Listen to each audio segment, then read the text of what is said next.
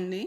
Welcome to our channel. నేను ఇప్పుడు చదివి వినిపించబోయే కథ యాగం పార్ట్ 7 లాస్ట్ పార్ట్ చదవబోతున్నాను. పార్ట్ 6లో హాస్పిటల్ పార్కింగ్ స్పేస్లో కార్ పార్క్ చేసి మల్హోత్రా చాంబర్ వైపు వెళ్తాడు బిల్హరి. ప్రతి సంవత్సరం మల్హోత్రా వార్షికోత్సవం ఘనంగా నిర్వహించడం ఆనవాయితీగా వస్తుంది. ఆ ఫంక్షన్ గురించి మాట్లాడడానికి బిల్హరి మల్హోత్రాను కలుసుకోబోతున్నాడు.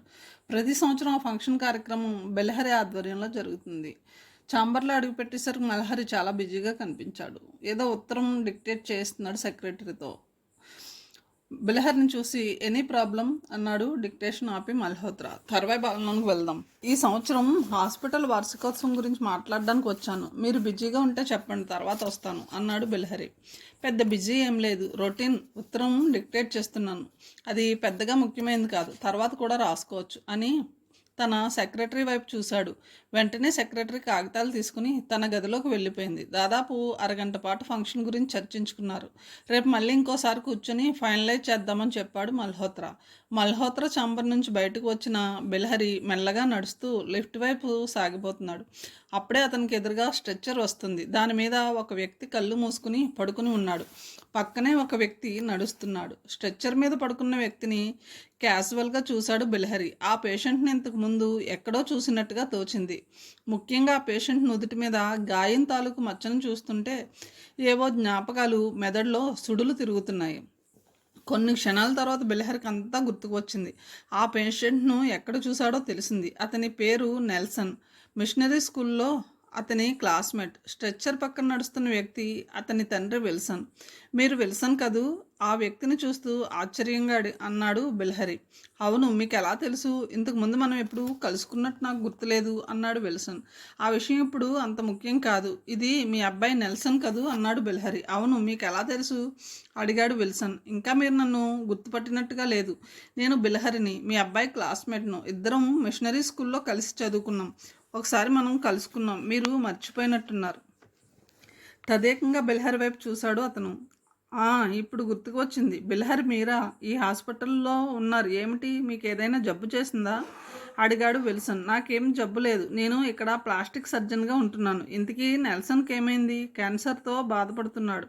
వాడు నాకు ఒక్కగానొక్క కొడుకు. చిన్నతనం నుంచి అల్లారు ముద్దుగా పెంచాను. దాంతో వాడు ఆడింది ఆటగా పాడింది పాటగా అయింది. మితిమీరిన మా గారాభం వాడి జీవితాన్ని సర్వనాశనం చేసింది. చేతి నిండా డబ్బు ఉండడంతో అన్ని చెడు అలవాట్లు అలవడ్డాయి. చదువు అబ్బలేదు. కనీసం నాకు వ్యాపారంలో అయినా తోడుగా ఉండమని చెప్పాను. కానీ వాడు వినిపించుకోలేదు. అడ్డమైన స్నేహితులతో తిరుగుతూ విచ్చలవిడిగా డబ్బు ఖర్చు పెట్టడం అలవాటు చేసుకున్నాడు. నేను వాడి అమ్మ ఎంతో చెప్పి చూసాం కానీ వినిపించుకోలేదు. కనీసం డబ్బు అందకుండా ఉంటే ఇంటి పట్టునే ఉంటాడని అనుకున్నాం. అందుకే వాడికి ఒక్క పైసా అందకుండా జాగ్రత్త పడ్డాం. కానీ ఏం లాభం లేకుండా పోయింది. ఇంట్లో డబ్బు ఇవ్వకపోయేసరికి బయట అప్పులు చేశాడు. అందినంత మేర అప్పులు చేసి తన తాగుడికి వ్యసనాలకు ఖర్చు పెట్టాడు. చివరికి మాయదారి రోగం తెచ్చుకున్నాడు. అప్పుడు కానీ వాడు కళ్ళు తెరుచుకోలేదు. సిటీలో ఉన్న పెద్ద పెద్ద డాక్టర్స్ అందరికీ చూపించాం. చివరికి మీ హాస్పిటల్కి తీసుకువచ్చాం. నా కొడుకు దక్కుతాడో లేదో నాకు తెలియడం లేదు. లోపల చాలా భయంగా ఉంది. మగవాడిని కనుక తట్టుకోగలుగుతున్నాను, కానీ నా భార్య తట్టుకోలేకపోతుంది. వాడికి ఏదైనా జరిగితే మాత్రం నా భార్య నాకు దక్కదు అన్నాడు విల్సన్. జాలిగా చూశాడు బిల్హరి. ఒక్క క్షణం ఏం మాట్లాడలేదు అతను. తర్వాత ఏదో నిర్ణయించుకున్నట్లు తల పంకించి విల్సన్ వైపు చూశాడు. బిల్హరి ఏం చెప్తాడా అని ఆత్రంగా అతని వైపు చూస్తున్నాడు విల్సన్. నేను ఒక మాట చెప్తాను, వింటారా అన్నాడు బిల్హరి. చెప్పండి, మీరేం చెప్పినా వింటాను. డబ్బు మదంతో అహంకారంతో చెలరేగిపోయిన ఆ పాత విల్సన్ ఎప్పుడో చనిపోయాడు. ఇప్పుడు మీ ముందు ఉన్నది మామూలు విల్సన్, కొడుకు ప్రాణం కోసం అలమటించిపోతున్న ఒక మామూలు తండ్రి అన్నాడు. బాధపడకండి, నెల్సన్ మీకు కొడుకు మాత్రమే కాదు, నా క్లాస్మేట్ స్నేహితుడు కూడా. అతను చల్లగా పచ్చగా ఆరోగ్యంగా ఉండాలని నాకు మాత్రం ఉండదా? అందుకే చెబుతున్నాను. మిషనరీ స్కూల్ ఫాదర్ ఇక్కడే ఉన్నారు, ఒక చర్చిలో పనిచేస్తున్నారు. మీరు ఒకసారి వెళ్ళి ఆయనను కలుసుకోండి. మీ అబ్బాయి గురించి చెప్పి మీ అబ్బాయి కోసం ప్రార్థించమని కోరండి. ఆయన తప్పకుండా చేస్తారు. ఫాదర్ లాంటి మంచి మనసు, అందరు బాగు కోరే వ్యక్తి దేవుడిని ప్రార్థిస్తే తప్పకుండా దేవుడు అనుగ్రహిస్తాడు. నా మాట విని వెంటనే ఫాదర్ను కలుసుకోండి. మీ అబ్బాయి ఆరోగ్యం తప్పకుండా నయం అవుతుంది, నేను గ్యారంటీ అన్నాడు బిల్హరి. అలాగే, తప్పకుండా వెళ్తాను. కావాలంటే ఇప్పుడే వెళ్తాను. ఆయన ఏ చర్చిలో ఉన్నారో అడ్రస్ ఇవ్వండి అన్నాడు విల్సన్. బిల్హరి అతనికి ఫాదర్ చిరునామా, ఫోన్ నెంబర్ ఇచ్చాడు. కృతజ్ఞతతో 2 చేతులు జోడించాడు విల్సన్. బిల్హరి అతన్ని వారించి తన ఛాంబర్లోకి వచ్చి కూర్చున్నాడు. అతని మనసంతా బరువుగా, ఏదో పోగొట్టుకున్నట్టుగా ఉంది. మల్హోత్రా కాన్ఫరెన్స్ హాలు లైట్ల వెలుగులో దేదీప్యమానంగా వెలిగిపోతుంది. ఆహుతులందరూ ఒక్కొక్కరే లోపలికి వస్తున్నారు. వచ్చిన వాళ్ళంతా హై ప్రొఫైల్ మనుషులు, అందుకే ఏర్పాట్లు కూడా అదే స్థాయిలో ఉన్నాయి. హాలు చివరగా ఒక బార్ కూడా ఉంది. వచ్చిన వాళ్ళు డ్రింక్స్ తీసుకుంటూ ఎంజాయ్ చేస్తున్నారు. జూక్ బాక్స్లోంచి సన్నగా విదేశీ సంగీతం వినిపిస్తుంది. జరుగుతున్న తతంగం అంతా గమనిస్తున్నాడు బిలహరి. నిజానికి అతనికి ఇలాంటి మందు పార్టీలు అంటే సుతారాము ఇష్టం లేదు. సాధ్యమైనంత వరకు వాటికి దూరంగా ఉంటూ వచ్చాడు. నిజం చెప్పాలంటే ఇలాంటి మందు పార్టీలకు ఒక్కదానికి కూడా అతను వెళ్ళలేదంటే వినేవాళ్ళు చాలా ఆశ్చర్యపోతారు. కానీ అది నిజం. భార్య చనిపోయినప్పుడు ఆ బాధ తట్టుకోలేక మందుకు అలవాటు పడ్డాడు. దాని నుంచి బయటపడడానికి అతను ఎంతో కష్టపడవలసి వచ్చింది. మల్హోత్రాతో చెప్పు దెబ్బలు తినవలసి వచ్చింది. ఆ సంఘటన జరిగి ఎన్నో సంవత్సరాలైంది. అయినా బిల్హరి మాత్రం ఆ సంఘటన మర్చిపోలేదు, ఎప్పుడూ మర్చిపోలేడు. ఆ సంఘటన తర్వాత అతను పూర్తిగా మందు మానేశాడు. మందు పార్టీలకు దూరంగా ఉంటూ వచ్చాడు. అలాంటిది హాస్పిటల్ ఫంక్షన్ పార్టీలకు మాత్రం అతను రాక తప్పలేదు. ఈ హాస్పిటల్ మీద అతనికి ఎంతో గౌరవం ఉంది. ఈ హాస్పిటల్ అతనికి జీవితం ఇచ్చింది. సమాజంలో ఒక గౌరవ స్థానం సంపాదించి పెట్టింది. ముఖ్యంగా ఒక పెద్ద ప్లాస్టిక్ సర్జన్గా ఎదగడానికి అవకాశం ఇచ్చింది. అందుకే మనసులో ఇష్టం లేకపోయినా హాస్పిటల్ మీద, మల్హోత్రా మీద అతనికి ఎంతో గౌరవం ఉంది. అందుకే వచ్చాడు. ప్రతి సంవత్సరం వస్తున్నాడు. అప్పుడే మల్హోత్రా ఒక వ్యక్తితో తన వైపు రావడం గమనించాడు బిల్హరి. బహుశా మల్హోత్రా స్నేహితుడై ఉంటాడు. అతను ఈ రకంగా ఆలోచిస్తుంటే ఇద్దరు అతని దగ్గరకు వచ్చారు. బిల్హరి, నా స్నేహితుడు, పేరు సుయోధన్ రావు, నీకు పరిచయం చేయాలని ఫంక్షన్కు ప్రత్యేకంగా పిలిచాను అన్నాడు మల్హోత్రా పక్కన ఉన్న వ్యక్తిని బిల్హరికి పరిచయం చేస్తూ. మిమ్మల్ని కలుసుకోవడం నాకు చాలా ఆనందంగా ఉంది సుయోధన్ రావు గారు అంటూ అతని వైపు పరీక్షగా చూశాడు బిల్హరి. అంతే, వెంటనే బిల్హరి గుండెల్లో ఊహించని అలజడి చెలరేగింది. ఆ మనిషి మొహాన్ని ఇంతకుముందు ఎక్కడో చూసిన ఫీలింగ్ కలిగింది. కానీ ఎక్కడ చూశాడో, ఏ సందర్భంలో చూశాడో మాత్రం చప్పున గుర్తుకు రాలేదు. కానీ గుండె పొరల్లో మాత్రం ఏదో ఉద్వేగం బిల్హరిని ఇబ్బంది పెడుతుంది. నాకు కూడా చాలా సంతోషంగా ఉంది డాక్టర్. మీ గురించి మల్హోత్రా గారు చాలా గొప్పగా చెప్పారు. మీ హస్తవాస చాలా మంచిదని, మీరు ఏ కేసు తీసుకున్నా విజయం సాధిస్తారని, ఇంకా ఏదేదో చెప్పాడు. వెంటనే మిమ్మల్ని చూడాలనిపించింది. అందుకే నాకు ముఖ్యమైన పనులు ఉన్నా మిమ్మల్ని చూడాలనే ఆసక్తిగా వచ్చాను అన్నాడు సుయోధన్ రావు. బిల్హరి తేరుకుని చల్లగా నవ్వాడు. అంతా మల్హోత్రా గారి మంచితనం. ఆయన మా హాస్పిటల్కి ఎండి మాత్రమే కాదు, నాకు తండ్రి లాంటి వాడు, వెల్ విషర్ అన్నాడు బిల్హరి. సుయోధన్ రావు ఏదో మాట్లాడబోయాడు. ఈలోగా మల్హోత్రా అందుకుని, మీరు మాట్లాడుతూ ఉండండి, నేను 10 నిమిషాల్లో వస్తాను, అర్జెంట్ పని ఉంది అని జవాబు కోసం ఎదురు చూడకుండా వెళ్ళిపోయాడు మల్హోత్రా. బిల్హరి చిన్నగా నవ్వాడు. ఎందుకు నవ్వుతున్నారు డాక్టర్? తను నవ్వుతూ అడిగాడు సుయోధన్ రావు. ఏం లేదు, ఇప్పుడు చెప్పండి మీ సమస్య ఏమిటో అన్నాడు బిల్హరి. నాకు సమస్య ఉందని మీకెలా తెలుసు? మల్హోత్రా కానీ నేను కానీ మీకు చెప్పలేదు కదా. చాలా సింపుల్. మల్హోత్రా గారు మిమ్మల్ని పరిచయం చేసి వెంటనే ఏదో పని ఉందని చెప్పి వెళ్ళిపోయారు. అంటే మీకు నన్ను కన్సల్ట్ చేయడానికే వచ్చారని నాకు అర్థమైంది. ఒక పేషెంట్ డాక్టర్తో మాట్లాడుతున్నప్పుడు పరాయి మనిషి అక్కడ ఉండడానికి వీలు లేదు. బాగా దగ్గర వాళ్ళని తప్ప ఇంకెవరికి డాక్టర్ అనుమతి ఇవ్వడు. అందుకే మల్హోత్రా వెళ్ళిపోయాడు. ఇప్పుడు చెప్పండి, ఏమిటి మీ ప్రాబ్లం? మీరు చాలా తెలివైన వారని మల్హోత్రా గారు చెప్పినప్పుడు ఏదో అనుకున్నాను, కానీ అది నిజమని ఇప్పుడు నిరూపితమైంది. దయచేసి పొగడ్తలు ఆపి అసలు విషయానికి రండి. మీ సమస్య చెప్పండి అన్నాడు కొంచెం చిరాకుగా బిల్హరి. నా పేరు మీకు తెలుసు. నేను లండన్లో వ్యాపారం చేస్తూ ఉంటాను. సరిగ్గా 6 నెలలకు ముందు నా స్నేహితులతో కారులో మరో ఊరికి వెళ్తున్నాను. నాతో పాటు కారులో మరో 4 ఉన్నారు. అందరం ఒక ఫంక్షన్కి వెళ్ళి లండన్కు తిరిగి వస్తున్నాం. సరిగ్గా లండన్కు 10 కిలోమీటర్ల దూరంలో ఉండగా అనుకోకుండా యాక్సిడెంట్ జరిగింది. వేగంగా వస్తున్న ఒక బస్సు అదుపు తప్పి మా కారు వైపు వేగంగా దూసుకువచ్చింది. మా కారు డ్రైవర్ దాని నుంచి తప్పించుకోవాలని ఎంతో ప్రయత్నించాడు, కానీ ఏం లాభం లేకుండా పోయింది. వేగంగా వస్తున్న బస్సు మా కారును బలంగా ఢీకొట్టింది. ఆ ఇంపాక్ట్కు కారు బోల్తా పడి నుజ్జు అయింది. నాతో పాటు కారులో ప్రయాణం చేస్తున్న నా స్నేహితులందరికీ విపరీతంగా గాయాలయ్యాయి. అదృష్టవశాత్తు ఎవరికి ప్రాణాలు పోలేదు. దాదాపు 4 రోజుల పాటు పెద్ద హాస్పిటల్లో ట్రీట్మెంట్ తీసుకున్నాం. నాకు గాయాలు తగ్గాయి, కానీ ఈ చెంప మీద ఏర్పడిన గాయం తాలూకు మచ్చ మాత్రం పూర్తిగా పోలేదు. దాన్ని పోగొట్టుకోవడానికి నేను వాడని క్రీమ్ లేదు, చూడని డాక్టర్ లేడు. కానీ ఎవరు ఆ మచ్చని పోగొట్టలేకపోయారు. చివరకు నా స్నేహితుడైన మల్హోత్రాతో మాట్లాడి నా బాధను చెప్పుకున్నాను. ఆయన మీ పేరును సజెస్ట్ చేశారు. ప్లాస్టిక్ సర్జరీతో ఆ మచ్చను పూర్తిగా పోగొట్టవచ్చని ఆయన సలహా ఇచ్చారు. ఎలాగూ హాస్పిటల్ వార్షికోత్సవం ఫంక్షన్ జరుగుతుంది కనుక ఆ ఫంక్షన్కి వస్తే మిమ్మల్ని పరిచయం చేస్తానని ఆయన అన్నారు. అందుకే లండన్లో ఎన్ని బిజీ పనులున్నా వెంటనే బయలుదేరి ఇక్కడికి వచ్చాను. ఇది జరిగింది. ఇప్పుడు చెప్పండి డాక్టర్, నా చెంప మీద ఉన్న ఈ జెర్రిపోతులాంటి మర్చిపోతుందా లేదా అన్నాడు సుయోధన్ రావు. ఏది ఒకసారి ఆ మచ్చను పరీక్షించనివ్వండి, మీరు నా పక్కకు వచ్చి నిలబడండి అన్నాడు బిలహరి. సుయోధన్ రావు బిలహరి పక్కకు వచ్చి నిలబడ్డాడు. బిలహరి జాగ్రత్తగా సుయోధన్ రావు చెంప మీద ఉన్న మచ్చను 5 నిమిషాల పాటు పరీక్షించాడు. తర్వాత తల పంకించి అన్నాడు, మీదేం పెద్ద సమస్య కాదు మిస్టర్ సుయోధన్ రావు గారు. చిన్న ఆపరేషన్ చేస్తే ఆ మచ్చ పూర్తిగా మాయమైపోతుంది అన్నాడు బిలహరి. నిజంగానా డాక్టర్? మీరు నిజంగా చెప్తున్నారా లేక నన్ను తృప్తిపరచడానికి అలా అంటున్నారా? నమ్మకం లేనట్టు అడిగాడు సుయోధన్ రావు. అబద్ధం చెప్పవలసిన అవసరం నాకు లేదు, నేను నిజమే చెప్తున్నాను.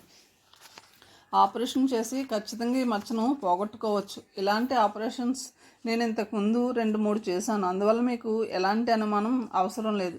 అయితే ట్రీట్మెంట్ ఎప్పుడు చేస్తారు? ఆత్రంగా అడిగాడు సుయోధన్ రావు. మీకు ఎప్పుడు సౌకర్యంగా ఉంటే అప్పుడు. కాకపోతే ఆపరేషన్కి ముందు 3 రోజులు మా హాస్పిటల్లో ఉండాలి. అన్ని పరీక్షలు చేసిన తర్వాత అప్పుడు ఆపరేషన్ మొదలు పెడతాం. మీరు ఎప్పుడు వస్తున్నారో ఒకరోజు ముందు చెప్తే మీకు కావాల్సిన ఏర్పాట్లు చేస్తాం అన్నాడు బిలహరి. అలాగే డాక్టర్, 2-3 రోజుల్లో వస్తాను. ఈలోగా నా బిజినెస్ కమిట్మెంట్స్ అన్నీ పూర్తి చేసుకుంటాను అన్నాడు సుయోధన్ రావు. బిలహరి ఏదో మాట్లాడబోయాడు. అప్పుడే మల్హోత్రా వాళ్ళ దగ్గరికి వచ్చాడు. రా సుయోధన్ రావు, నా స్నేహితులకు బిజినెస్ అసోసియేట్స్కు నిన్ను పరిచయం చేస్తాను. వస్తాను బిలహరి, రేపు హాస్పిటల్లో కలుసుకుందాం అన్నాడు మల్హోత్రా. అలాగేని తల ఊపాడు బిలహరి. తర్వాత మల్హోత్రా సుయోధన్ రావు వెళ్ళిపోయారు. వాళ్ళు కనుమరుగైపోగానే బిలహరిలో విపరీతమైన మార్పు వచ్చింది. అంతవరకు ప్రశాంతంగా ఉన్న అతని మొహం సీరియస్గా అయిపోయింది. ఏదో అలజడి అతని నరనరంలో పాకింది. ఇంతకుముందు ఎక్కడో సుయోధన్ రావును చూశాడన్న విషయం గుర్తుకు వచ్చింది. కానీ ఎక్కడ చూశాడో, ఏ సందర్భంలో చూశాడో మాత్రం గుర్తుకు రావడం లేదు. ఎంత ఆలోచించినా మైండ్ బ్లాంక్గా ఉంది తప్ప అతని గురించి ఎలాంటి జ్ఞాపకాలు రాలేదు. బిలహరి ఈ రకమైన ఆలోచనతో సతమతం అవుతుంటే అప్పుడే ఉన్నట్టుండి హాల్లో లైట్లు ఆరిపోయాయి. ఒకసారిగా చుట్టూ చీకటి ఆవహించుకుంది. కాన్ఫరెన్స్ హాల్లో ఉన్న డయాస్ మీద మాత్రం ఒక స్పాట్ లైట్ వెలిగింది. ఆ వెలుగులో దేవతలా ప్రత్యక్షమైంది ప్రఖ్యాత బెల్లీ డాన్సర్ మోనా. మెరుపు వేగంతో తన డాన్స్ మొదలుపెట్టింది. తన సన్నటి నడుమును, యథ సంపదను లయబద్ధంగా ఆడిస్తూ అద్భుతమైన డ్యాన్స్ చేసింది. దాదాపు అరగంట పాటు ఆ డ్యాన్స్ సాగిపోయింది. ప్రేక్షకులందరూ మంత్రముగ్ధులైపోయారు. ఒక రకమైన ట్రాన్స్లో ఉన్నట్టు కళ్ళప్పగించి చూస్తూ ఉండిపోయారు. ఊపిరి పీల్చడం కూడా మర్చిపోయారు. అందరూ బాహ్య ప్రపంచాన్ని పూర్తిగా మర్చిపోయి ఒక కొత్త లోకంలో ప్రయాణం చేసినట్టుగా అనుభూతి పొందారు. నాట్యం పూర్తయిన వెంటనే ఎంత మెరుపు వేగంతో వచ్చిందో అదే వేగంతో డయాస్ మీద నుంచి నిష్క్రమించింది మోనా. అందరితో పాటు బిల్హర్ కూడా ఆ డ్యాన్స్ను చాలా ఎంజాయ్ చేశాడు. ఆ తర్వాత పార్టీ యథావిధిగా సాగింది. దాదాపు 11 గంటల వరకు సాగింది పార్టీ. తర్వాత ఆహుతులందరూ ఒక్కొక్కరే వెళ్ళిపోయారు. చివరగా బిలహరి బయలుదేరుతూ మల్హోత్రా కోసం చుట్టూ చూశాడు. కానీ మల్హోత్రా ఎక్కడా కనిపించలేదు. అతనితో పాటు సుయోధన్ రావు కూడా కనిపించలేదు. సుయోధన్ రావు గుర్తు వచ్చేసరికి మళ్ళీ బిలహరి మెదడులో అలజడి చెలరేగింది. అతన్ని ఎక్కడ చూశాడో గుర్తు తెచ్చుకోవడానికి విశ్వ ప్రయత్నం చేశాడు. కానీ ఏం లాభం లేకుండా పోయింది. మైండ్ అంతా బ్లాంక్ అయిపోయినట్టుగా ఉంది. ఇంటికి చేరుకునేంత వరకు బిలహరి అన్యమనస్కంగానే ఉన్నాడు. నిజానికి బిలహరికి మెమరీ పవర్ ఎక్కువ. ఒక మనిషిని ఒకసారి చూస్తే ఫోటోగ్రాఫిక్ మెమరీలా ఆ మనిషి రూపం అతని గుండెల్లో ముద్రించుకుపోతుంది. కానీ సువేదన్ రావు విషయంలో మాత్రం అది పనిచేయలేదు. కారు పోర్టుకోలో పార్క్ చేసి లోపలికి వెళ్ళాడు. అందరూ ఎవరి గదుల్లో వాళ్ళు గాఢంగా నిద్రపోతున్నారు. బిలహరి తన గది చేరుకుని అలసటతో మంచం మీద కూర్చున్నాడు. సువేదన్ రావు గురించి ఆలోచిస్తూ అతని మెదడు వేడెక్కిపోయింది. ఎలాగో బట్టలు మార్చుకుని మంచం మీద వాలిపోయాడు. అలవాటు ప్రకారం కొంచెంసేపు పుస్తకం చదివాడు. తర్వాత గాఢ నిద్రలోకి జారుకున్నాడు. సమయం ఉదయం 4 గంటలు కావస్తుంది. ఉన్నట్టుండి నిద్ర నుంచి లేచి నిటారుగా కూర్చున్నాడు బిలహరి. రాత్రి అంతా సువేదన్ రావు గురించి ఆలోచిస్తూ నిద్రపోయాడు. నిద్రపోయిన అతని సబ్ కాన్షియస్ పనిచేస్తూనే ఉంది. తెల్లవారుజామున సరిగ్గా 4 గంటలకు సువేదన్ రావును ఎక్కడ చూశాడో లీలగా గుర్తుకు వచ్చింది. దాంతో ఒక్క నిమిషం కూడా పడుకోలేకపోయాడు. సరిగ్గా 9 గంటలకు నీట్గా తయారై కారులో ఒక పెద్ద పత్రిక ఆఫీస్కు బయలుదేరాడు. ఆ పత్రిక చీఫ్ ఎడిటర్ బిల్హరికి బాగా తెలుసు. అతన్ని కలుసుకుని తను వచ్చిన పని చెప్పాడు. నాకు 10 సంవత్సరాలకు ముందు పేపర్స్ కావాలి. మీకు 10 సంవత్సరాలు మాత్రమే కాదు, 20 సంవత్సరాల ముందు పేపర్స్ కూడా మా దగ్గర జాగ్రత్తగా ఉన్నాయి. అన్నీ స్టోర్స్లో భద్రంగా ఉన్నాయి. మా అటెండర్ను మీతో పంపిస్తాను. మీకు కావాల్సిన పేపర్స్ తీసుకోండి అని అటెండర్ని పిలిచి చెప్పాడు. 5 నిమిషాల తర్వాత అటెండర్ బిల్హరిని స్టోర్స్లో విడిచిపెట్టి వెళ్ళిపోయాడు. చుట్టూ పెద్ద పెద్ద అల్మరాలు ఉన్నాయి. వాటిలో నీట్గా సంవత్సరాల వారీగా తేదీల వారీగా పేపర్లు నీట్గా పేర్చి ఉన్నాయి. కూర్చోవడానికి కుర్చీ ఏదైనా కనిపిస్తుందా అని చుట్టూ చూశాడు బిల్హరి.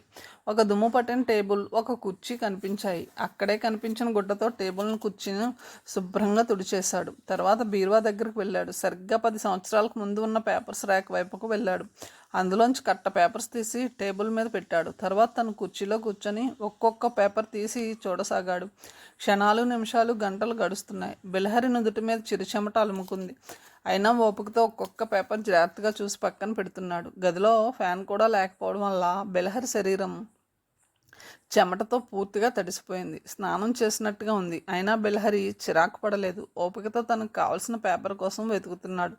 3 గంటలు భారంగా గడిచాయి. క్యాజువల్గా ఒక పేపర్ తీసిన బిల్హరి ఒక్కసారిగా నెటారు అయ్యాడు. ఆ పేపర్ కోసం అతను ఎంతసేపు వెతుకుతుంది. ఆ పేపర్ మొదటి పేజీలో 2 వ్యక్తుల ఫోటోలు ఉన్నాయి. వాళ్ళలో ఒకడు జాన్ డేవిడ్, రెండోవాడు యేసుపాదం. అతని భార్య, పాపను దారుణంగా చంపిన హంతకులు. అందులో జాన్ డేవిడ్ బిల్హరి చేతిలో ఇటీవలే మరణించాడు. రెండోవాడు యేసుపాదం మిగిలిపోయాడు. ఇప్పుడు ఆ యేసుపాదమే సుయోధన్ రావు అని తెలుసుకుని పేరు మార్చుకుని సంఘంలో పెద్ద మనిషిలా చలామణి అవుతున్నాడు. ఇప్పుడు బిల్హరికి యేసుపాదం సుయోధన్ రావు ఒక్కరే అని పూర్తిగా కన్ఫర్మ్ అయింది. అతను వచ్చిన పని కూడా పూర్తయింది. తీసిన పేపర్స్ అన్నీ యథాప్రకారం ర్యాక్లో సర్ది ఫోటోలో ఉన్న ఒక్క పేపర్ మాత్రం తీసుకుని స్టోర్స్ నుంచి బయటపడ్డాడు బిల్హరి. అతని కళ్ళు విజయగర్వంతో మెరుస్తున్నాయి. చీఫ్ ఎడిటర్కు థ్యాంక్స్ చెప్పి పత్రికా ఆఫీస్ నుంచి బయటపడ్డాడు బిల్హరి. ఎంతో కాలం నుంచి చంపాలనుకున్న శత్రువు ఇప్పుడు దొరికాడు. కానీ అతన్ని ఎలా చంపాలి? అదే ప్రశ్న బిల్హరిని తొలిచేస్తుంది. ఆలోచిస్తూ హాస్పిటల్ చేరుకున్నాడు బిల్హరి. వెంటనే సెల్ తీసి నాయక్కు కాల్ చేశాడు. నాయక్ గారు, యేసుపాదం ఆచూకీ దొరికింది అన్నాడు గంభీరంగా. యేసుపాదం ఆచూకీ దొరికిందా? ఎక్కడా? ఎలా? ఆశ్చర్యంగా అడిగాడు నాయక్. జరిగిందంతా చెప్పాడు బిల్హరి. ఇంకో 2-3 రోజుల్లో తన మొహం మీద సర్జరీ చేసుకోవడానికి యేసుపాదం ఉరఫ్ సుయోధన్ రావు హాస్పిటల్లో చేరబోతున్నాడు. ఈలోగా అతన్ని ఎలా చంపాలో ప్లాన్ వేయాలి. ఈ అవకాశం పోతే మళ్ళీ యేసుపాదం మనకు దొరకడు. కనీసం అతన్ని కలుసుకునే అవకాశం కూడా మనకు రాదు. అందువల్ల మనం ఏం చేయాలని అనుకున్నా ఈ 2 రోజుల్లో చేయాలి. అతన్ని ఎలా చంపాలో ఆలోచించాలి. అతని చావు పోలీసులకు మాత్రమే కాదు, అతని స్నేహితుడైన మల్హోత్రాకు కూడా అనుమానం రాకూడదు. అంత పకడ్బందీగా ఉండాలి అతని చావు. కానీ ఎలా చేయాలో మాత్రం తెలియడం లేదు అన్నాడు బిల్హరి. ఏం కంగారు పడకండి, అంతా సక్రమంగా జరుగుతుంది. ఏదో ఆలోచన రాకుండా పోదు, కొంచెం ఓపిక పట్టండి అన్నాడు నాయక్. అలాగే చూద్దాం, ఇంకా 2 రోజులు గడువు ఉంది. ఈలోగా ఏదో ఒక అద్భుతమైన ఆలోచన రాకుండా పోదు అన్నాడు బిల్హరి. మరో 5 నిమిషాలు నాయక్తో మాట్లాడిన తర్వాత బిల్హరి లైన్ కట్ చేశాడు. సాయంత్రం వరకు తన రొటీన్ డ్యూటీలో పడిపోయాడు. ఒకవైపు పేషెంట్స్ను చూస్తూనే ఇంకోవైపు సుయోధన్ రావు గురించి ఆలోచిస్తున్నాడు. అయినా అతనికి ఏం తట్టలేదు. మైండ్ అంతా స్తబ్దుగా అయిపోయినట్టుగా ఉంది. హాస్పిటల్ పని పూర్తయిన తర్వాత ఇంటికి చేరుకున్నాడు. నాయర్ ఇచ్చిన కాఫీ తాగుతూ టీవీ ముందు కూర్చున్నాడు. అప్పుడే టీవీలో వార్తలు వస్తున్నాయి. న్యూస్ రీడర్ వార్తలు చదువుతుంది. ఇంతలో ఒక ఫోటో టీవీ స్క్రీన్ మీద ప్రత్యక్షమైంది. అతనికి దాదాపు 40-45 సంవత్సరాలు ఉంటాయి. మొహం అంతా దట్టంగా పెరిగిన గడ్డం, సాఫీగా వెనక్కి దువ్విన జుట్టు, మొరటుగా బలంగా ఉన్నాడు. అతని ఫోటో చూపిస్తూ యాంకర్ అంటుంది, ఈ ఫోటోలో కనిపిస్తున్న వ్యక్తి పేరు మజీద్ ఖాన్. పేరు పొందిన కరుడు కట్టిన ఉగ్రవాది. 2 సంవత్సరాలకు ముందు నగరంలో జరిగిన వరుస బాంబ్ బ్లాస్ట్లకు ఇతడే మూల విరాట్. ఇతన్ని పట్టుకోవాలని పోలీస్ డిపార్ట్మెంట్, రక్షణ సంస్థలు తీవ్రంగా ప్రయత్నించాయి, కానీ సాధ్యం కాలేదు. ఇప్పుడు మజీద్ ఖాన్ ఇండియాకు మళ్ళీ వచ్చాడని, ఈ నగరంలోనే మారువేషంలో తిరుగుతున్నాడని ఇంటెలిజెన్స్ సంస్థలు సమాచారం ఇచ్చాయి. ఇతని ఆచూకీ చెప్పిన వారికి పట్టించిన వారికి 25,00,000 బహుమతిగా ఇవ్వబడుతుంది. అతని ఆచూకీ తెలిసిన వారు కాల్ చేయవలసిన నెంబర్ అని స్క్రీన్ మీద ఒక టెలిఫోన్ నెంబర్ వచ్చింది. క్యాజువల్గా ఆ నెంబర్ నోట్ చేసుకుంటున్న బిల్హరి మెదడులో ఒక్కసారిగా అనూహ్యమైన ఫ్లాష్ వెలిగింది. చప్పున తల తిప్పి టీవీ స్క్రీన్ మీద ఉన్న మజీద్ ఖాన్ ఫోటో వైపు తదేకంగా చూశాడు. అతని ఫోటో బిల్హరి మెదడులో గాఢంగా ముద్రించుకుపోయింది. ఏం చేయాలో సుయోధన్ రావుకు అనుమానం రాకుండా ఎలా చంపాలో అర్థమైంది. అయినా తొందరపడకుండా తనకు వచ్చిన ఆలోచన గురించి తర్జన భర్జన పడ్డాడు. ఎక్కడైనా లోపాలు ఉన్నాయా అని ఆలోచించాడు. ఎంత ఆలోచించినా ఒక్క చిన్న లోపం కూడా కనిపించలేదు. ఒక పర్ఫెక్ట్ మర్డర్గా నమ్మకం కలిగింది. అయినా అనుమానం తీర్చుకోవడానికి నాయక్కు రింగ్ చేశాడు. చెప్పండి డాక్టర్, ఏమిటి విషయం? అవతల నుంచి అడిగాడు నాయక్. యేసుపాదాన్ని చంపడానికి నాకు ఒక బలమైన ఆలోచన వచ్చింది. అది మీకు చెప్పాలని కాల్ చేశాను. ఉత్సాహంతో ఊగిపోతూ అన్నాడు బిల్హరి. ఏదో అద్భుతమైన ఆలోచన మీకు తప్పకుండా వస్తుందని నేను చెప్పలేదా? అది ఇప్పుడు నిజమైంది. ఇంతకీ మీకు వచ్చిన ఆలోచన ఏమిటి? ఆత్రంగా అడిగాడు నాయక్. టీవీలో మజీద్ ఖాన్ ఫోటో చూడడం, ఆ ఫోటో చూసిన వెంటనే తనకు వచ్చిన ఆలోచన గురించి వివరంగా చెప్పాడు బిల్హరి. ఆ విషయం పూర్తిగా వినగానే ఉద్వేగంతో కంపించిపోయాడు Nayak. Excellent and brilliant idea. ఇంతవరకు ప్రపంచంలో ఎవరికి ఇలాంటి ఆలోచన వచ్చి ఉండదు. అదేవిధంగా ఇలాంటి ఆపరేషన్ కూడా జరిగి ఉండదు. చరిత్రలో అద్భుతమైన చారిత్రాత్మకమైన ఆపరేషన్ జరగబోతుంది. దానికి మీరు నాంది పలకబోతున్నారు. ఇంతకంటే గొప్ప విషయం ఇంకొకటి ఉండదు. నిజంగా మనం అనుకున్నట్టుగా జరిగితే యేసుపదం చరిత్ర పూర్తిగా ముగిసిపోతుంది. అతను ఎలా చనిపోయాడో పోలీసులకు కాదు కదా, పాలాక్షుడికి కూడా తెలియదు. చరిత్రలో అతని చావు ఒక మిస్టరీగా మిగిలిపోతుంది. ఇది మాత్రం నిజం. ఈ మహాకార్యంలో మీకు సంపూర్ణ విజయం దొరకాలని మనస్ఫూర్తిగా కోరుకుంటున్నాను. Wish you all the best అన్నాడు నాయక్. థ్యాంక్ యూ నాయక్, కానీ ఈ పని నా ఒక్కడి వల్ల కాకపోవచ్చు. అందుకే మీ సహాయం కావాలి. తప్పకుండా. నేనేం చేయాలో చెప్పండి. నా శక్తి వంచన లేకుండా చేస్తాను అన్నాడు నాయక్. బిల్హరి చెప్పడం మొదలుపెట్టాడు. 2 రోజులు గడిచాయి. చెప్పినట్టుగానే సుయోధన్ రావు హాస్పిటల్కి వచ్చాడు. బిల్హరి అతన్ని సాదరంగా లోపలికి తీసుకువెళ్ళాడు. మీకోసం ఒక స్పెషల్ వార్డు ఏర్పాటు చేశాం. మీరు అక్కడికి వెళ్ళి విశ్రాంతి తీసుకోండి. ఈలోగా మీరు వచ్చిన విషయం మల్హోత్రా గారికి చెప్తాను అన్నాడు బిల్హరి. హాస్పిటల్లో చేరిన వెంటనే తనకు కాల్ చేసి చెప్పమన్నారు. వెళ్ళి చెప్పి వస్తాను అంటూ వెనక్కి తిరిగాడు సుయోధన్ రావు. అతను చేయి పట్టుకుని ఆపాడు బిల్హరి. ఇప్పుడు వెళ్ళకండి, ఆయన చాలా బిజీగా ఉన్నారు. నేనే ఆయనకు చెప్తాను. మీరు చెప్పినా నేను చెప్పినా ఒకటే అన్నాడు బిల్హరి. సుయోధన్ రావు సందిగ్ధంగా చూశాడు. ఏమిటి అలా ఉన్నారు అడిగాడు బిల్హరి. సుయోధన్ రావు తేరుకుని ఏం లేదు, ఏదో గుర్తుకు వచ్చిందంతే అన్నాడు సుయోధన్ రావు. పదండి, మీ వాడు చూపిస్తాను అని ముందుకు కదిలాడు బిల్హరి. సుయోధన్ రావు అతన్ని అనుసరించాడు. అమ్మయ్య అనుకున్నాడు బిల్హరి. ఎక్కడ సుయోధన్ రావు మల్హోత్రా దగ్గరికి వెళ్తాడో అని భయపడ్డాడు. అదే జరిగి ఉంటే అతను వేసిన పథకం పూర్తిగా బెడిసి కొడుతుంది. ఆపరేషన్ కోసం సుయోధన్ రావు ఇక్కడికి వచ్చిన విషయం మల్హోత్రాకు తెలిసిపోతుంది. ఎవరికి తెలిసినా మేనేజ్ చేయవచ్చు, కానీ మల్హోత్రాకు తెలిస్తే మేనేజ్ చేయడం చాలా కష్టం. అందుకే బిల్హరి సుయోధన్ రావును మల్హోత్రాను కలుసుకోకుండా అడ్డుపడ్డాడు. కానీ విషయం తెలియని సుయోధన్ రావు మాత్రం ఆనందంగా ఉన్నాడు. ఇంకో వారం రోజుల్లో తన మొహం మీద ఉన్న మచ్చ పూర్తిగా మాసిపోతుంది. ఇంతకు ముందులాగే మొహం నీట్గా ఉంటుంది. ఆ విషయం తలుచుకుంటే సుయోధన్ రావు ఆనందానికి అంతు లేకుండా పోతుంది. ఇద్దరూ స్పెషల్ వార్డులోకి అడుగుపెట్టారు. అక్కడ ఉన్న ఏర్పాట్లు చూసి సుయోధన్ రావు తృప్తిగా తలపంకించాడు. మీరు కూర్చొని విశ్రాంతి తీసుకోండి. ఆపరేషన్కి అవసరమైన ఏర్పాట్లు గమనించి వస్తాను అన్నాడు బిల్హరి. అలాగే డాక్టర్, వీలుంటే మల్హోత్రా గారికి నేను చేరానని సమాచారం ఇవ్వండి అన్నాడు సుయోధన్ రావు. అలాగే అని చెప్పి గదిలోంచి బయటపడ్డాడు. ఆ రోజు శనివారం ఆదివారం ప్లాస్టిక్ సర్జరీ వింగ్కు సెలవు. ఈ 2 రోజులు స్టాఫ్ కానీ అటెండర్స్ కానీ ఎవ్వరూ హాస్పిటల్కి రారు. ఎవరికీ సుయోధన్ రావు గురించి తెలిసే అవకాశం లేదు. సుయోధన్ రావు అనే పేషెంట్ స్పెషల్ వార్డులో చేరిన విషయం కూడా ఎవరికీ తెలియదు. అందువల్ల పోలీసులు ఒకవేళ అడిగినా ఎవరూ ఏం చెప్పలేరు. అసలు ఆ పేరున్న మనిషి ఎవరు తమ హాస్పిటల్లో జాయిన్ కాలేదని చెప్తారు. అది బిల్హరికి కావాల్సింది. ఆపరేషన్ పూర్తి కావడానికి దాదాపు 44 గంటలు పడుతుంది. ఇది బిల్హరి వేసిన ఎస్టిమేట్. దానికంటే తక్కువ పట్టవచ్చు, ఎక్కువ పట్టవచ్చు. ఆ టైంలో ఆపరేషన్ విజయవంతంగా పూర్తి చేయాలి. మళ్ళీ అప్పట్లాగే సుయోధన్ రావును స్పెషల్ వార్డులో పడుకోబెట్టాలి. ఈ విషయం ఎవ్వరికీ తెలియడానికి వీలు లేదు. నిజానికి సుయోధన్ రావు ఆపరేషన్ హాస్పిటల్లో జరగడం లేదు. లవర్స్ ప్యారడైజ్ ఏరియాలో బిల్హరికి ఒక ఇల్లు ఉంది. దాన్ని ఇటీవల అతను కొన్నాడు. డేవిడ్ని చంపడానికి మొదటిసారి ఆ ప్రాంతానికి వెళ్ళాడు. ఆ పరిసరాలు, ఏకాంతం, నిశ్శబ్దం అతనికి ఎంతో నచ్చింది. పైగా బాగా అభివృద్ధి చెందుతున్న ప్రాంతం. ఈ ప్రాంతంలో ఏదైనా ప్రాపర్టీ ఉంటే బాగుంటుందని నాయక్ చెప్పాడు. అతని ఆలోచన సబబుగానే తోచింది బెల్హరికి. వెంటనే ఒక ఇల్లు కొన్నాడు. ఇప్పుడు అది సుయోధన్ రావు ఆపరేషన్కి ఉపయోగపడబోతుంది. హాస్పిటల్ అంతా నిశ్శబ్దంగా ఉంది. టైం చూశాడు బెల్హరి. ఇంకో 10 నిమిషాల్లో వ్యాన్ తీసుకుని నాయక్ వస్తాడు. ఈలోగా బెల్హరి చేయవలసిన ముఖ్యమైన పని ఒకటి ఉంది. స్పెషల్ వార్డులోకి వెళ్ళాడు.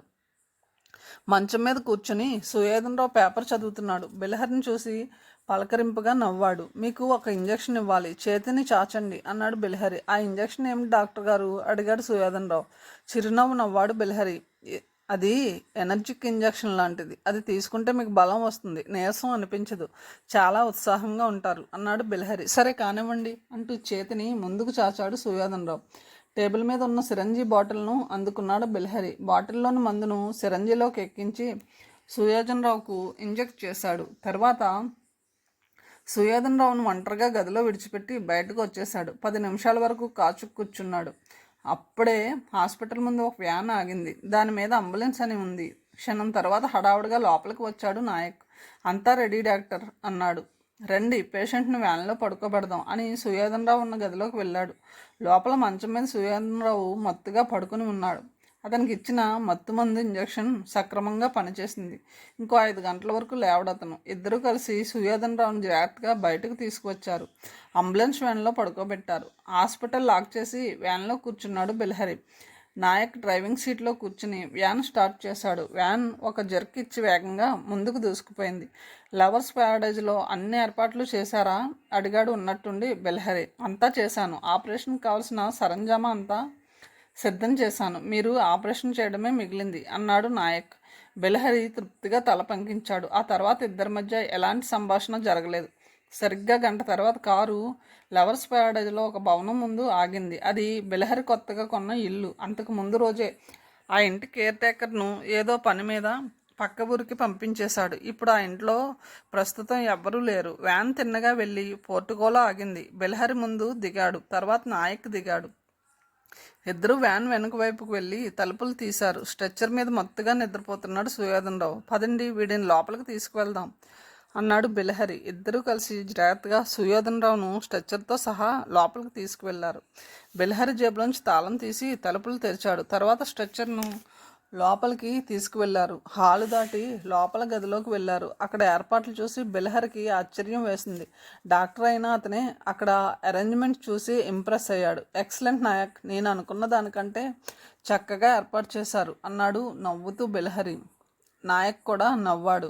ఇద్దరూ సుయోధన్ రావును జాగ్రత్తగా మంచం మీద పడుకోబెట్టారు. తర్వాత ఏం చేయాలని బెల్హరి వైపు చూశాడు నాయక్. ఇక మీరు వెళ్ళవచ్చు నాయక్ గారు. ఆపరేషన్ పూర్తి అయ్యేంత వరకు ఎవరూ ఇటువైపు రాకుండా చూడండి. నా పని పూర్తి అయిన వెంటనే తలుపులు తెరుచుకుని బయటకు వస్తాను. అంతవరకు నన్ను డిస్టర్బ్ చేయకండి. గుడ్ బై అంటూ లోపలికి వెళ్ళాడు బెల్హరి.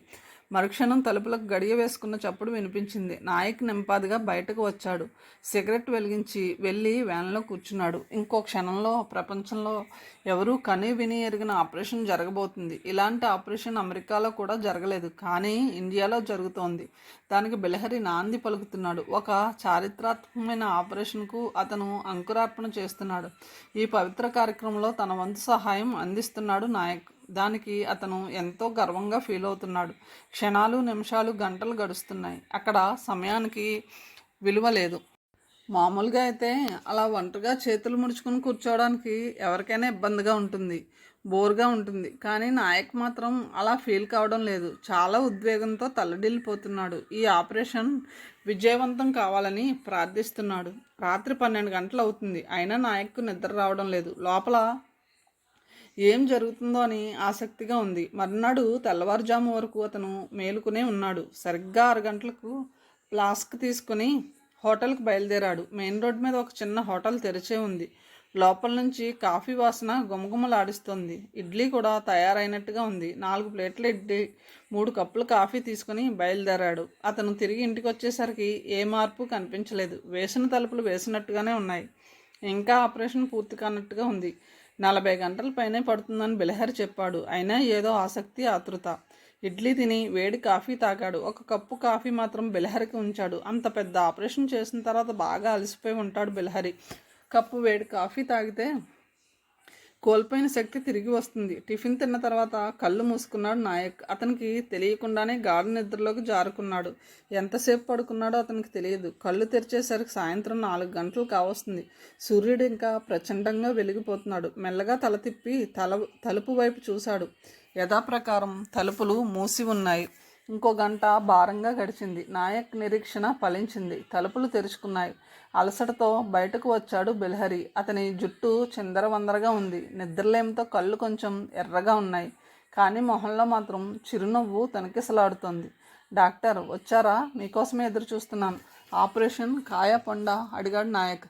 సక్సెస్ నాయక్. నా ఆపరేషన్ విజయవంతం అయింది. నేను ఊహించిన దానికంటే ఆపరేషన్ చక్కగా జరిగింది. ఇప్పుడు ప్రపంచానికి సుయోధన్ రావు లేడు. అతని చరిత్ర సమాప్తమై పోయింది. ఇంకా కొన్ని గంటల్లో అది అఫీషియల్గా అందరికీ తెలుస్తుంది అన్నాడు బిలహరి. వేడి కాఫీ తాగండి ముందు. ఫ్లాస్కులోంచి కాఫీ కప్పులోకి పోసి ఇస్తూ అన్నాడు నాయక్. నేను చెప్పిన పని చేశారా? కాఫీ షిఫ్ట్ చేస్తూ అడిగాడు బిలహరి. అంతా మీరు చెప్పినట్టు చేశాను. రేపు ఉదయం 10 గంటలకు కరడుగట్టిన ఉగ్రవాది మల్హోత్రా హాస్పిటల్ నుంచి వస్తున్నాడని పోలీస్ డిపార్ట్మెంట్కి సమాచారం పంపించాను అన్నాడు నాయక్. సరే, ఇక బయలుదేరండి. ఇంకా కొన్ని పనులు మిగిలిపోయాయి అన్నాడు బిలహరి. ఇద్దరూ లోపలికి వెళ్ళారు. మంచం మీద నిస్తేజంగా పడుకుని ఉన్నాడు సుయోధన్ రావు. అతని మొహానికి కట్టు ఉంది. జాగ్రత్తగా అతనికి మెలకువ రాకుండా వ్యాన్లోకి ఎక్కించారు. తర్వాత ఇంటికి తాళం వేసి వ్యాన్లో కూర్చున్నారు. వ్యాన్ బయలుదేరింది. వాళ్ళు హాస్పిటల్ చేరుకునేసరికి సాయంత్రం 6 గంటలు అవుతుంది. మళ్ళీ జాగ్రత్తగా ఇద్దరు కలిసి సుయోధన్ రావును స్పెషల్ వార్డులో పడుకోబెట్టారు. అప్పుడు కానీ ఇద్దరు రిలాక్స్ కాలేకపోయారు. చాలా థ్యాంక్స్ నాయక్ గారు. మీ సహాయం వల్ల నా పని విజయవంతంగా పూర్తయింది. మీ సహాయం జీవితంలో మర్చిపోలేను. థ్యాంక్ యూ వెరీ మచ్ అన్నాడు బిలహరి. అతని చేతులు పట్టుకుని గట్టిగా ఊపేశాడు కూడా. మనకు థ్యాంక్స్ ఏమిటి డాక్టర్ గారు? మీ పగ నెరవేరినందుకు నాకు చాలా ఆనందంగా ఉంది. సమాజంలో ఇలాంటి చీడ పురుగులను ఏరి పారేయాలి. అప్పుడే ప్రజలు గుండెల మీద చెయ్యి వేసుకుని హాయిగా నిద్రపోతారు. సరే, ఆ విషయం పక్కన పెట్టండి. ఇప్పుడు నా కర్తవ్యం ఏమిటి అన్నాడు నాయక్. హాయిగా ఇంటికి వెళ్ళి విశ్రాంతి తీసుకోండి. నేను కూడా కాసేపు రెస్ట్ తీసుకుంటాను అన్నాడు బిలహరి. నాయక్ గుడ్ బై చెప్పి వెళ్ళిపోయాడు. బిలహరి నింపాదిగా సుయోధన్ రావు ఉన్న గదిలోకి వెళ్ళాడు. దగ్గరికి వెళ్ళి పరీక్షగా చూశాడు. ఆదమర్చి నిద్రపోతున్నాడు అతను. రేపు ఉదయం వరకు అతనికి మెలకువ రాదు. అప్పుడే అతని మొహం మీద ఉన్న కట్టు తీస్తాడు. అద్దంలో తన మొహం చూసుకుని మురిసిపోతాడు. చెంప మీద మర్చిపోయినందుకు ఆనందపడతాడు. తర్వాత తనకు థ్యాంక్స్ చెప్పి ఇంటికి బయలుదేరతాడు. కానీ ఇంటికి వెళ్ళడు. హాస్పిటల్ ప్రెమిసెస్లోనే చనిపోతాడు. అది అతనికి తెలియకుండా జరగబోతుంది. తలుచుకుంటే సంతోషంతో బిలహరి గుండెలు నిండిపోయాయి. కొన్ని క్షణాల పాటు తదేకంగా సుయోధన్ రావును చూశాడు. తర్వాత తలుపులు దగ్గరగా వేసి బయటకు నడిచాడు. అంతా బిలహరి ఊహించినట్టుగానే జరిగింది. అద్దంలో తన మొహం చూసుకుని చాలా మురిసిపోయాడు సుయోధన్ రావు. అతని మొహం మీద మచ్చ కూడా పూర్తిగా మాయమైంది. సంతోషంతో ఉక్కిరి బిక్కిరయ్యాడు. బిలహరికి 1000 సార్లు థ్యాంక్స్ చెప్పి బయటకు నడిచాడు. తర్వాత అంతా ప్లాన్ ప్రకారం జరిగింది. మజీద్ ఖాన్ రూపంలో ఉన్న సుయోధన్ రావును పోలీసులు కార్నర్ చేశారు. లొంగిపోమని 2 సార్లు హెచ్చరించారు. కానీ సుయోధన్ రావు పట్టించుకోలేదు. వాళ్ళు తనని ఉద్దేశించలేదని అనుకున్నాడు. అందుకే నింపాదిగా కారు దగ్గరకు వెళ్ళాడు. తర్వాత జరగవలసింది జరిగిపోయింది. మజీద్ ఖాన్ వేషంలో ఉన్న సుయోధన్ రావును కాల్చి చంపేశారు పోలీసులు. చచ్చిపోయింది అసలు మజీద్ ఖాన్ కాదని, అతని రూపంలో ఉన్న సుయోధన్ రావు అని బిలహరికి నాయక్కు మాత్రమే తెలుసు. సుయోధన్ రావు హాస్పిటల్లో చేరిన విషయం కూడా వీళ్ళిద్దరికీ తప్ప ఇంకెవరికీ తెలియదు. చివరకు సుయోధన్ రావు స్నేహితుడైన మల్హోత్రాకు కూడా. అందుకే అతను సుయోధన్ రావు కోసం ప్రయత్నిస్తూనే ఉన్నాడు. అతను కాంటాక్ట్ చేయడానికి నానా తంటాలు పడుతూనే ఉన్నాడు. కథ సమాప్తమండి.